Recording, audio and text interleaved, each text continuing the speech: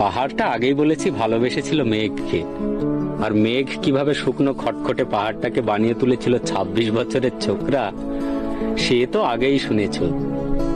সেদিন ছিল পাহাড়টার জন্মদিন।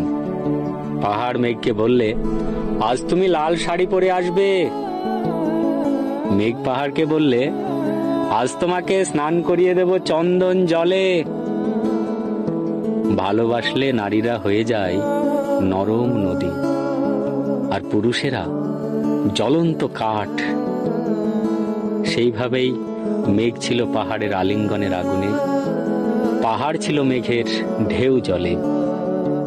হঠাৎ আকাশ জুড়ে বেজে উঠল ঝড়ের জগঝম্প। ঝাঁকড়া চুল উড়িয়ে ছিনতাইয়ের ভঙ্গিতে উড়ে এলো এক ঝাঁক হাওয়া। মেঘের আঁচলে টান মেরে বলল, ওঠ ছুরি, তোর বিয়ে।